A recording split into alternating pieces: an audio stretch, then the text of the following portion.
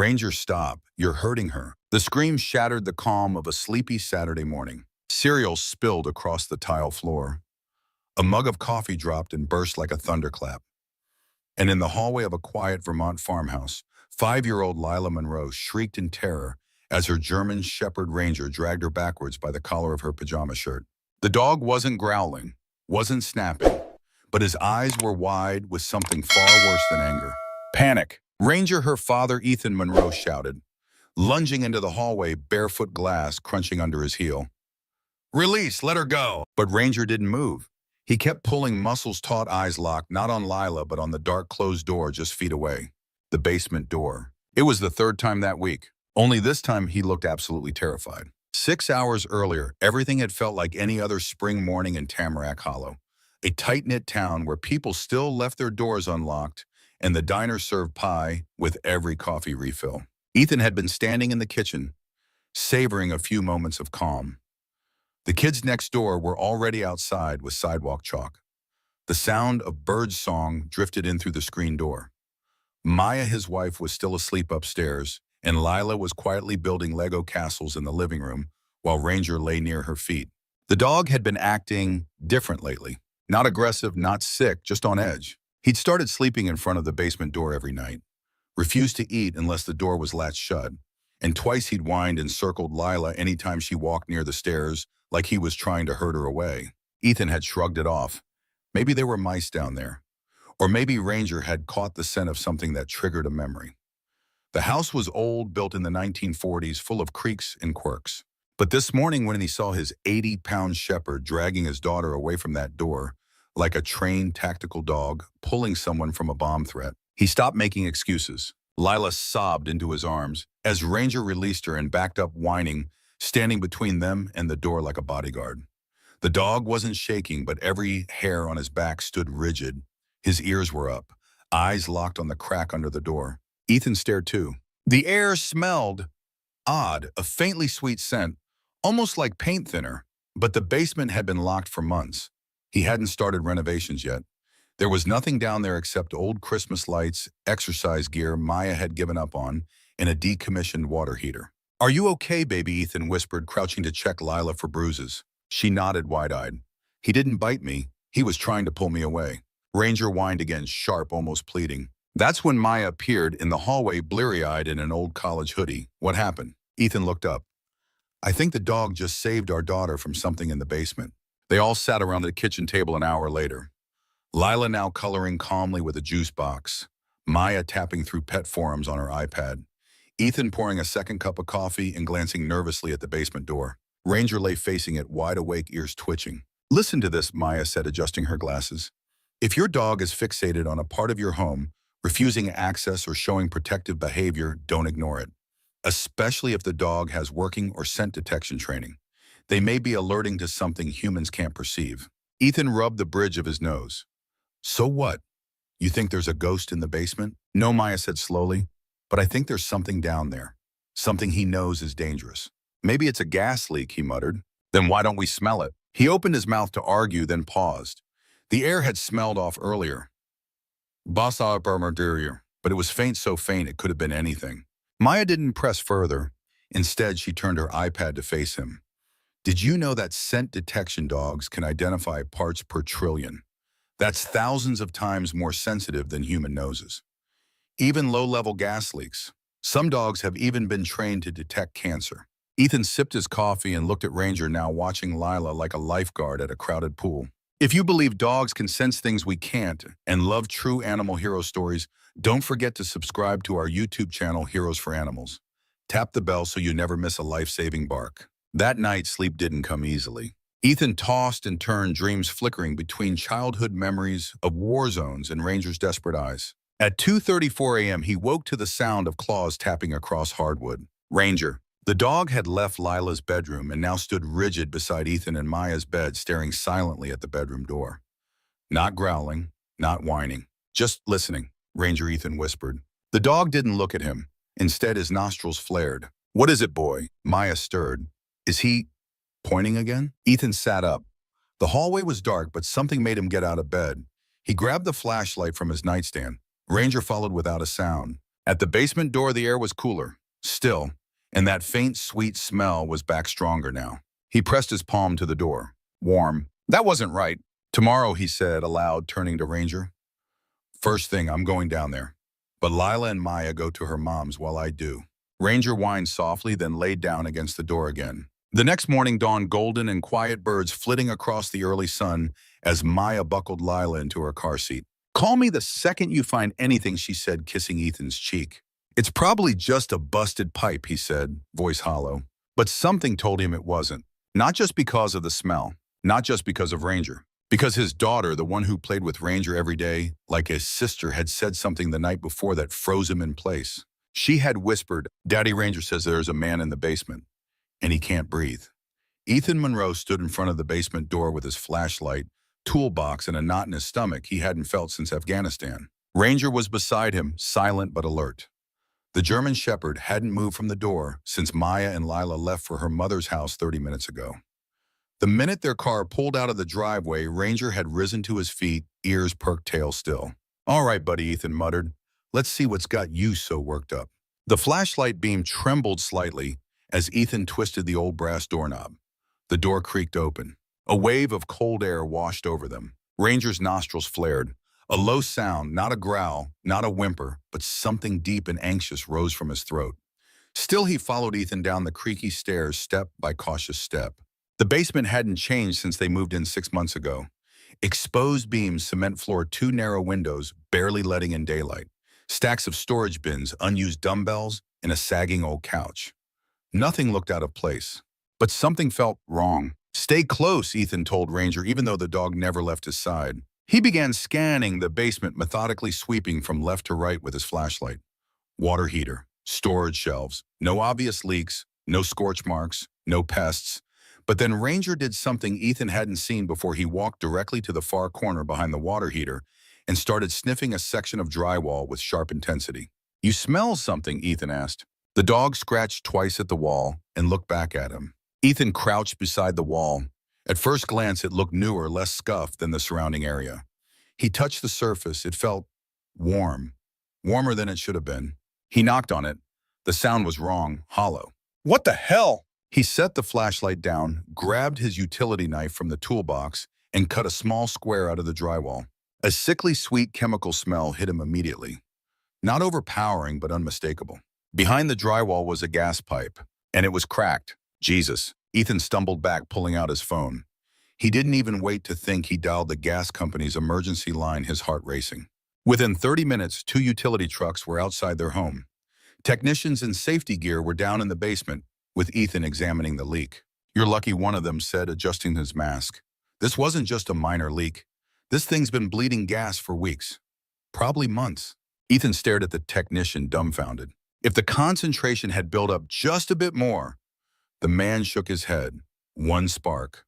A light switch. Static electricity. Your whole house could have gone up.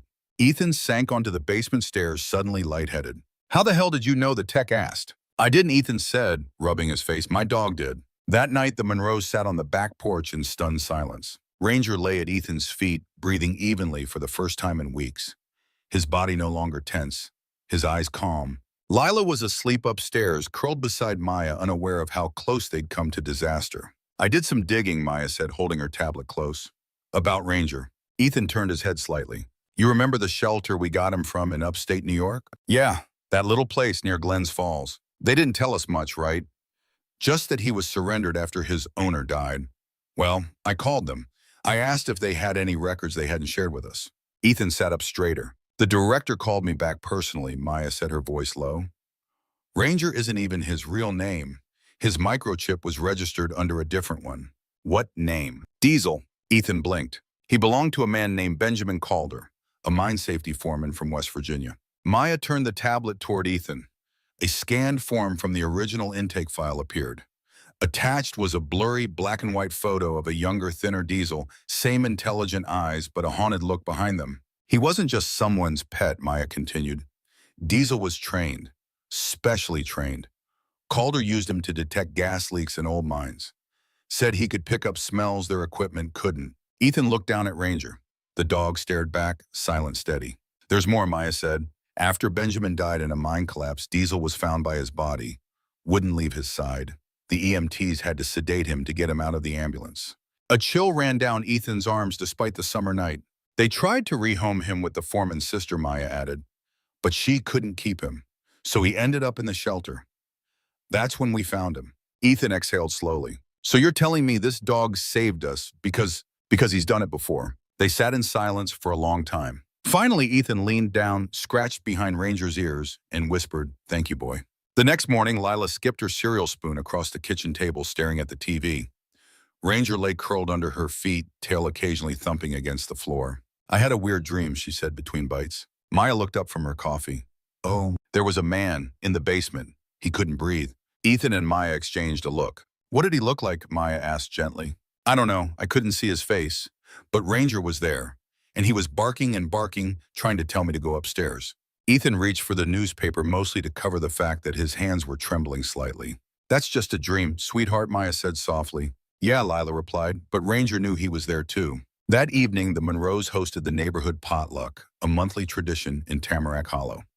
It was a chance to unwind, gossip, and let the kids run wild while paper plates sagged under casserole and coleslaw. Ethan grilled burgers while Maya refilled lemonade pitchers. Ranger stayed unusually close to the back porch door, eyes tracking Lila's every move. "Dog seems on edge," said Gary Holt, their neighbor and retired plumber. "Everything okay with him?" "Been a weird week," Ethan admitted, handing him a burger. "He's been freaking out over the basement. Wouldn't let Lila near it." Gary raised an eyebrow. "Basement, huh? You know the previous owner did some odd stuff down there? Curtis Hayes, the guy who flipped this place. Yeah, cut corners all over the place. I offered to help with some plumbing. He didn't want me near it, said it was already taken care of." Ethan frowned. "He moved a wall or two, didn't he?" Gary nodded. "And put in a new water heater himself. No permits." Ethan's contractor brain went into overdrive. "You think he was hiding something?" "Wouldn't surprise me." Later that night, long after the guests had gone home, Ethan stood once again before the basement door. Ranger stood beside him, no longer whining, just waiting. "I fixed the leak," Ethan said aloud. "So why do you still look worried?" Ranger didn't move. Ethan opened the door. The stairs creaked under his weight. The air felt different, cleaner maybe, but the sensation in his chest told him something wasn't over. "Tomorrow," he said, "we're tearing this place apart. Whatever secrets this house has been hiding, it's time we found them." Ranger's tail gave a single thump of agreement, but his eyes never left the corner of the basement behind the water heater, where something somewhere still wasn't right. The morning sun was already cutting long golden beams through the blinds when Ethan Monroe pulled on his work boots and zipped up his canvas jacket. He stood in the kitchen sipping black coffee, eyes flicking between the clock and the basement door. Across the room, Ranger lay by the pantry, tail resting still on the floor. He hadn't touched his food that morning, hadn't blinked since Ethan poured his coffee. "You ready?" Ethan asked, setting the mug down. Ranger stood immediately. His eyes went to the basement door. Ethan grabbed his flashlight, pry-bar stud finder, and multi-tool. He'd torn apart 100 walls in his construction days, but never one in his own home under the guidance of a dog with trauma in his eyes. This wasn't normal. This was personal. As he stepped towards the door, Maya emerged from the hallway, still tying her hair back in a messy bun. Lila trailed behind her in mismatched socks. "We're heading out," Maya said, grabbing her keys. "Text me if anything feels off. And if you start feeling sick again, tight chest nausea, you stop. Immediately." "I will." Lila stepped close and looked up at Ranger. "Be careful, boy." The German Shepherd gave a faint tail wag, but didn't break his stare from the door. "You be good for your mom," Ethan told her. "We'll see what's got Ranger so fired up." By 9:30 a.m., the house was silent, except for the distant hum of the refrigerator and the occasional creak of shifting wood. Ethan stepped down into the basement, Ranger at his side. The space looked like every other unfinished basement in small-town America. Exposed ductwork, a water heater groaning in the corner, cardboard boxes, half collapsed under their own age. But as Ethan reached the far end past the treadmill Maya had never used, he stopped. Something didn't line up. The section of drywall near the water heater. It was just a little off, smoother, fresher, too clean for a house that had sat empty for 2 years before they bought it. Ranger moved to the wall, sniffed once, then pawed at the corner. "All right," Ethan muttered, setting his toolbox down. "Let's take a look." He knocked his knuckles along the drywall. Thud, thud, hollow. He ran the stud finder across the surface. The readings didn't match the rest of the wall. The beams were spaced oddly, and there was no sign of insulation. He scored a clean square with his utility knife and gently pulled back a panel. The smell hit him first, earthy, damp, tinged with metal. Behind the drywall wasn't a foundation wall, it was open space. Ethan grabbed his flashlight and peered through. Son of a room, or what used to be one. No wider than a closet, maybe 8 feet across. The walls were rough old stone. A dirt floor lay beneath, uneven and sloping. At first glance, it looked like a forgotten root cellar until he spotted the stained mattress in the far corner. And the notebooks. Ethan slid his mask up over his nose and broke away more drywall, enough to get through. He crouched, crawling into the space. The air was still stale and heavy. He scanned the walls with his flashlight. On a crate in the corner lay 4 notebooks, each one covered in small, jagged handwriting. Ethan flipped through the first one and his stomach twisted. Drawings of his house, floor plans, notes about their routines. When Maya left for school, when Lila watched cartoons, what time Ethan returned from jobs. He felt bile rise in his throat. Someone had been watching them, living down here, and studying them. He reached for his phone, hands trembling. Maya picked up on the second ring. I need you to take Lila somewhere else. Don't come home yet, not until I tell you it's safe. Ethan, what did you find? There's a hidden room in our basement, and it's not just some old storage space. Someone's been living here, watching us, taking notes. Silence. Call the sheriff, he added, right now. Deputy Connie Hayes showed up 35 minutes later with a flashlight and a pair of latex gloves. Her boots sank slightly into the damp dirt as she stepped into the hidden space. You ever seen anything like this before? Ethan asked, arms crossed. Not outside of true crime documentaries, she muttered. We'll need forensics. I'll get a team in here before nightfall. This is more than trespassing. Ethan gestured toward the notebooks. Do we know who used to own this place? Curtis Hayes, no relation to me. He bought it cheap during the 2008 crash. Did a bunch of shoddy reno work and flipped it. Fast, dirty. Sold it to another guy who defaulted during the pandemic. You're the third owner in 15 years. Ethan felt a pulse in his temple. You think it was Curtis? I'm not sure yet, but this trapdoor is new. Ethan turned. Trapdoor. Connie crouched by the corner where the mattress sat. She scraped away a layer of loose dirt, revealing a small wooden panel with a shiny metal padlock. Ethan knelt beside her. That's a modern lock. Yep, installed within the last year, I'd bet. Ethan looked at Ranger, who now stood stiff beside them, ears forward, body trembling just slightly. Connie, he said, I need to know what's down there. Ethan, I'm not touching it until your team arrives. But I need to know. That night, Ethan couldn't sleep. Even with Maya and Lila staying at her sister's house, the house felt too loud, too empty, too alive. Every creak of the wood, every groan of the pipes felt like breath in the walls. Ranger paced. Again and again, his nails clicked against the hardwood floor, circling the house, returning to the basement door, sitting. Waiting. Just past midnight, Ethan gave in. He grabbed a cold beer, sat on the basement stairs, and stared at the hidden entrance. You knew, he said aloud. Weeks before we did. You knew. Ranger sat next to him, his weight solid and warm, pressed against Ethan's knee. Ethan sipped the beer. Whoever lived down there, they weren't just squatting. They were planning something or watching for someone. He looked down at the dog. But you wouldn't let them hurt her. You knew she wasn't safe. Ranger let out a small, throaty sound, almost like a sigh. I'm going back in tomorrow, Ethan said. And we're opening that trap door together. The next day, Deputy Hayes returned with 2 forensic techs, a crime scene photographer, and backup. Maya and Lila stayed gone. Ethan gave a full statement, turned over the notebooks, and pointed them toward the cracked gas pipe. At 3:17 p.m., the padlock was cut. Ethan crouched beside the trapdoor, heart pounding in his ears. The hinges groaned. Below was a narrow shaft just wide enough for a man to fit through. The air that came up was damp, cold, touched with something faintly sour. I'm going down, Ethan said, grabbing his flashlight. Wait, Connie said, let me. No, if this is my house, my family, I need to know. Ranger stood beside him. Not this time, buddy, Ethan said. You stay. The dog let out a sharp bark. Ethan stopped. The bark wasn't aggressive. It was a warning. Ethan Monroe had crawled into plenty of crawl spaces, attics, and half-built foundations in his construction career. But never one like this. The shaft beneath the trap door was barely wider than his shoulders. The walls were rough stone. The rungs bolted into place looked ancient, and the damp air that rose up from below smelled like wet earth, and something much harder to name, something metallic, sour, and wrong. His flashlight beam cut through the darkness. The shaft ran straight down about 8 feet and then opened sideways into what looked like another small chamber. He hesitated. Behind him at the trapdoor's edge, Ranger let out a low bark, not a warning this time, but something sharper. Urgent. All right, I'm going, Ethan muttered, gripping the cold iron rungs. As he lowered himself, water dripped somewhere below, echoing eerily in the narrow shaft. The rungs were slick, but solid. He dropped 1 foot at a time, counting them. 5, 6, 7. He reached the bottom and stepped into the chamber. His boots sank half an inch into wet dirt. He swung the flashlight. The beam landed on a folding chair, a bucket, a pile of worn blankets shoved into the corner. And then, a figure, curled against the far wall, pale skin, bare arms, hair plastered to her cheeks. Alive, eyes wide. Jesus! Ethan breathed, rushing forward. Hey, I'm here to help.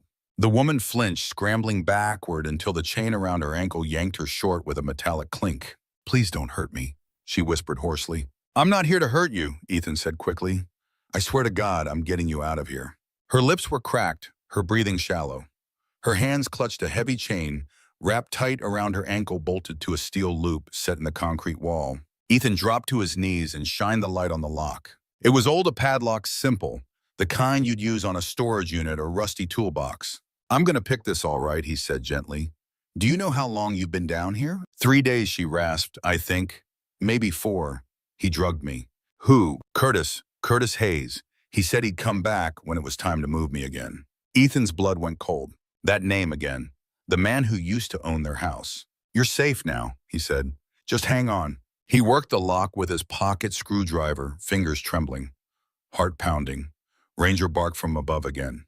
I'm here, Ethan shouted. There's someone down here. Call 911. The woman's name was Jessica. She'd been working at a motel off Route 12 when Curtis approached her, posing as a contractor, looking to hire women for property management. Just temporary work, he'd said. Great pay. I just need help cleaning out some rentals. She climbed into his truck. Everything after that was a blur. By the time Ethan freed the chain and helped Jessica up the ladder, the basement above was filled with people. Deputy Hayes, 2 EMTs, a fire crew, and Ranger growling low at anyone who came too close. Jessica collapsed onto a stretcher. As they carried her toward the ambulance, she reached for Ethan's hand. You saved me, she whispered. But your dog, he found me, didn't he? Ethan nodded. Yeah, he always knew something was wrong. It should have ended there. Curtis caught. Jessica rescued. The house inspected, the walls opened, the danger removed.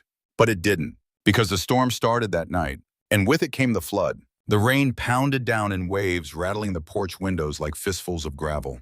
Maya and Lila had come home reluctantly only after the police gave the all clear. Jessica was resting in the hospital stable. Ranger had barely moved from the front door. Ethan was getting ready for bed when he heard a knock at the door. He opened it to find Curtis Hayes standing on his porch, soaked to the bone, eyes wild and a pistol in his hand. You took everything, Curtis hissed. Ethan didn't hesitate. He slammed the door. Call 911, he shouted to Maya. He's here. But Curtis kicked in the door before Maya could even reach her phone. The gun waved wildly. Back, all of you. Go upstairs. Maya grabbed Lila and scrambled. Ranger barked and lunged, but skidded across the wet floor as Curtis screamed, sit down. Ethan raised both hands. You don't have to do this. Curtis's voice cracked. They were going to kill me. I needed collateral. She was the price. Jessica's alive. She's talking. You're done, Hayes. Thunder cracked outside. Curtis turned the gun toward the stairs. Call them down. Right now. That's when Ranger moved. With the force and precision of a trained police dog, he launched from the shadows, teeth clamping down on Curtis's arm, just as the gun fired. The shot went wide, hitting the ceiling. Curtis screamed as Ranger pulled him down, biting, growling, refusing to let go. Ethan dove, grabbed the pistol, kicked it across the room. Deputy Hayes burst in seconds later, weapon drawn. Curtis Hayes was on the floor, blood pooling beneath his elbow, pinned beneath a German shepherd who had absolutely refused to let evil walk out of that house again. Curtis was arrested on the spot. Jessica's testimony, along with the evidence in the basement, would guarantee a long prison sentence. But the damage was done. And not just to the house, to Ethan. That night, he started coughing. By morning, he was short of breath. The ER confirmed what Maya feared: the water he'd inhaled in the crawl space had been filled with toxic mold and chemical runoff from the cracked gas line. His lungs were damaged, permanently. The doctor used the word scarring. Ethan would need medication, possibly oxygen therapy, a long recovery. Ranger waited at the hospital doors every day for a week. And every time Ethan didn't return, he got weaker. Stopped eating, started pacing, stopped pacing, started lying in front of the window unmoving, like he was waiting for another death. Just like before. 3 weeks later, when Ethan finally came home with a portable oxygen tank, a limp and hollowed cheeks, Ranger lifted his head. It was the first time he'd moved in 3 days. Lila gasped and dropped her juice box. He's wagging his tail. Maya dropped to her knees beside the dog. He sees you. Ethan wheeled himself over. Ranger dragged his body across the floor bones, more visible than ever, and rested his head in Ethan's lap. You thought I wasn't coming back, Ethan whispered. Ranger's eyes fluttered closed, his body relaxing for the first time since the rescue. You kept this family alive, Ethan said, voice cracking. Now let me keep you alive too. The vet came the next morning. She ran tests, gave fluids, took blood. He's not sick, she told Maya quietly.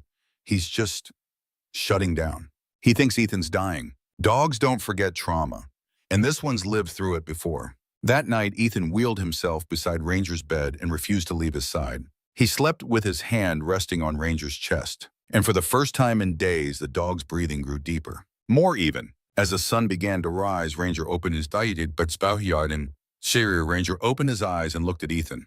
And this time he knew it wasn't over. It wasn't like last time. This story would end differently. Together, Ranger had moved just once that morning. He'd lifted his head, stared at Ethan for 10 full seconds, and then laid it gently back on the blanket. It wasn't much, but to Maya Monroe it was everything. She stood just outside the bedroom doorway, holding her breath like the moment might break if she so much as blinked. Down the hall, Lila's quiet voice filtered from the living room as she narrated a coloring page to herself. Ethan. Her husband sat propped up in bed beside their dog.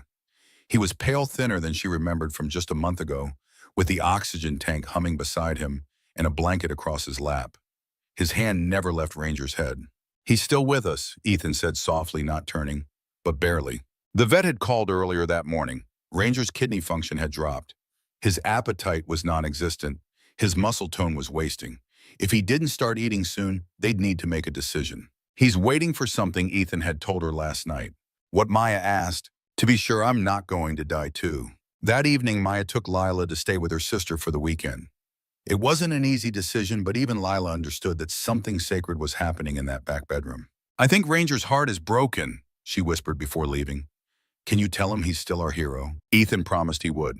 Then the house went quiet. No cartoons, no dishes clinking, no footsteps. Just two survivors, one man, one dog, bound together by something deeper than words. Ethan wheeled himself beside Ranger's bed. I know what you're doing, he whispered. You think this is the same story. You think I'm Bill Calder, and you're going to lose me the way you lost him. But you're wrong. Ranger didn't respond. Because you saved me. You saved Maya. You saved Lila. You even saved Jessica. Hell, you probably saved a dozen other women Curtis would have heard. And now it's time for me to save you. He shifted, reached for the old blue bandana folded beside the bed. Bill's bandana, the one Ranger had worn in the mines. He held it up to the dog's nose. You're not alone anymore, Ethan said. And this isn't West Virginia.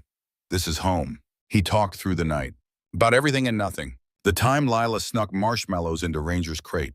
The way Maya pretended to hate dog hair, but always smiled when Ranger curled against her legs. He even talked about the future. We're going to build again. Not this old wreck, something better.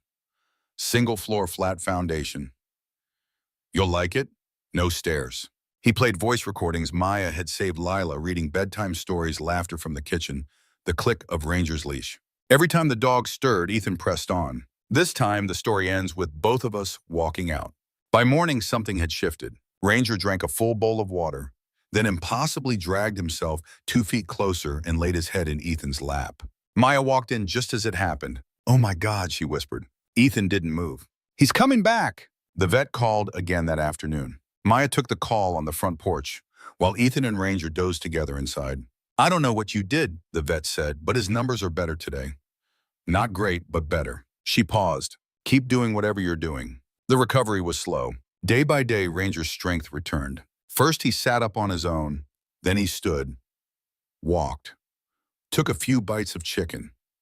By the end of the week, he was sleeping at the foot of the bed instead of on the floor. And every morning when Ethan wheeled out of the bedroom, Ranger followed. Silent, watchful, steady, the way he always had. 2 weeks later, a plain white envelope arrived in the mailbox addressed to Ethan and Maya in clean looping handwriting. No return address. Inside was a single page. Jessica, she had left the hospital, moved back in with her aunt in Burlington. She was healing slowly, and she wanted them to know that their dog had changed everything. I never would have been found, she wrote, if it hadn't been for Ranger. I know what he did. I know what he felt. You saved him. But he saved me first. At the bottom of the letter was a photo. Jessica in a backyard chair, own sunlight in her hair, holding a small rescue dog in her lap. You inspired me, the note read, so I'm going to do something with the second chance he gave me.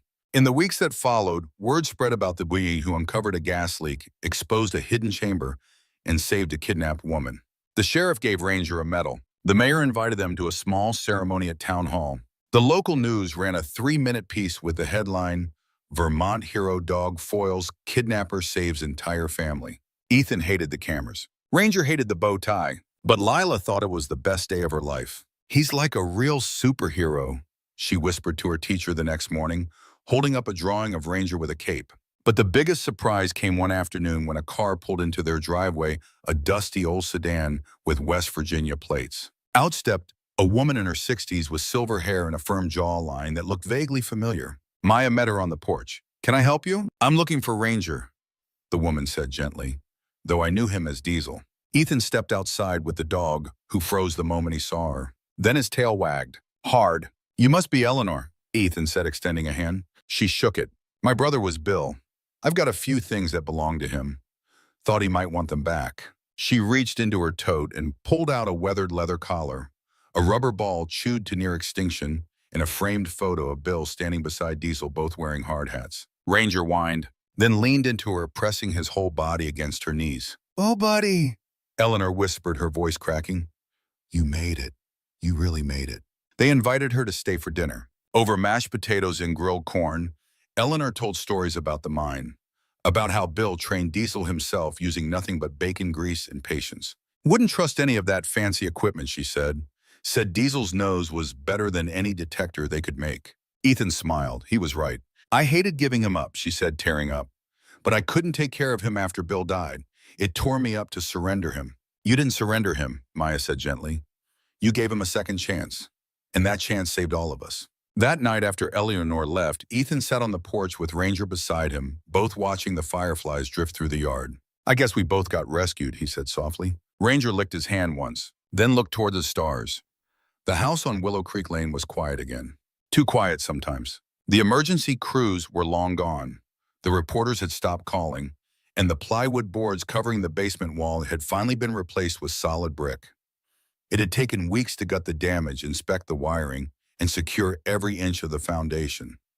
Curtis Hayes had left more than trauma behind. He'd left scars in the very bones of the house. But now at last it was whole again. So was Ranger. Well, mostly. It took 2 months for Ethan to wean off the oxygen tank. His lungs were still tight in the mornings, and he had to take breaks more often than he liked. But he was walking again, real walking outside with Ranger trotting at his side. Lila called them the two wounded warriors. She'd drawn a picture of them in her school journal, Ranger, with a little red cape, Ethan with a scar on his cheek and a hero medal around his neck. It hung on the fridge with pride. One morning, just after Halloween, Maya walked out to find Ethan standing at the edge of the yard in flannel pajamas and work boots, staring at the sky. You know we can't keep living here forever, right? He said softly. She stepped up beside him, pulled her cardigan tighter against the breeze. Because of what happened. Because it's time. I don't want Lila to grow up in a house built on someone else's secrets. Maya didn't answer right away. Ranger, as if sensing the conversation, sat beside them, ears relaxed, watching a pair of squirrels bicker across the fence line. We'll find a new place, she said finally, but we take him with us. Obviously, Ethan smiled. That dog's not just part of the family, he is the family. By Thanksgiving, they'd found a small, single-story farmhouse outside of town. Flat land, good drainage, no basement. Ethan drew up the blueprints himself and poured the first concrete slab with his own hands. Every inch of the new place was designed with two things in mind: accessibility and peace of mind. The spare room was turned into Ranger's domain-padded floors, wide windows, and a bed big enough for a bear. Not that he used it much. He still preferred sleeping in Lila's room. And Lila, she no longer had nightmares. Around Christmas, Ethan got a phone call from a number he didn't recognize. "Is this Mr. Monroe?" the woman asked. "I'm calling from the State Canine Search and Rescue Division." He sat straighter. "Yes. We've heard about your dog, Ranger, his background, what he did for your family." Ethan braced. "You're not calling to take him away, are you?" She laughed. "No, sir. We're calling to ask if you'd be interested in bringing him in for volunteer certification." Volunteer. We've been expanding our community's scent work and disaster response units. His training is clearly extensive, and his bond with you, that's the foundation for everything we do. Ethan glanced across the yard where Ranger was lying in a patch of sunlight, head on his paws. "We're not sure how much longer he'll be able to work," Ethan said carefully. "He's older, slower now. Sometimes it's not about how fast they run. It's about how well they listen." Ranger passed his temperament and tracking tests in early January. The certification instructor, a grizzled Vietnam vet named Clyde, stood with his arms crossed as Ranger sniffed out a hidden object buried beneath a tarp, then led Ethan across a 3-acre training field with precision. "That dog still got it," Clyde grunted. "He's a natural." Ethan smiled. He always was. That afternoon, they handed Ranger an official search and rescue vest, forest green, with his name embroidered in yellow thread. Lila burst into tears when she saw it. By spring, Ranger had been placed on the community call list, a program where certified canines could be contacted for local searches, lost kids, hikers, even pets. He didn't respond to every call, but when he did, he worked like the old days. Focused, calm, like he was home again. Then one morning in early May, the call came. A little boy had gone missing in the woods behind Cedar Hill Elementary. 7 years old, autistic, nonverbal. The police had searched all night. Volunteers were combing the woods, but the area was massive miles of trees, creeks, old stone foundations. The family was desperate. Ethan looked at Ranger, who had been resting quietly under the kitchen table. "You up for it, partner?" Ranger stood without hesitation. They arrived just before noon. A sergeant briefed them by the trailhead. "We've got 2 search teams on the east side, but nothing yet. We found small footprints heading toward the south ridge. Kid might be hiding or hurt." Ethan clipped the leash to Ranger's vest. "Let's find him." The German Shepherd sniffed the boy's shirt, paused, then took off at a determined trot into the woods. They walked for 15 minutes in silence, then 20. Then Ranger stopped cold. He lifted his head, turned sharply left, and ran. Ethan followed, crashing through underbrush, hard hammering. He caught up to Ranger at the edge of a narrow ravine. At the bottom, nestled in a hollow beneath an old oak tree, was the missing boy curled into a ball, eyes wide, lips trembling. Ranger didn't bark. He crawled slowly toward the boy tail, low body relaxed. And the boy, who hadn't responded to a single searcher or family member, reached for him. Ethan radioed it in voice thick with emotion. 10 minutes later, the boy's parents arrived in a panic. The mother collapsed in tears, hugging her son, then looked up at Ethan. "Your dog?" she whispered. He knew exactly where to go. Ethan glanced down at Ranger, who had already laid down next to the boy, watching him like he'd known him forever. "He's been through a lot," Ethan said. "He knows what scared looks like." That night, back at home, they let Ranger sleep in their bed. No arguments, no jokes, just love. Lila climbed in beside him and whispered, "You're still saving people." Months passed. Ranger worked a few more searches, nothing dramatic, nothing headline-worthy, but he never once missed a scent trail. Then one peaceful morning in August, he didn't come when Maya called for breakfast. They found him on the porch, lying in the sunlight, his body still warm, his head resting on his paws, as if he'd simply fallen asleep watching the trees. There was no struggle, no pain, just peace. The vet said it was likely heart failure.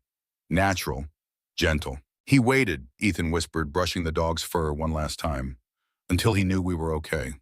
The town held a memorial 2 weeks later. Children brought flowers. The mayor said a few words.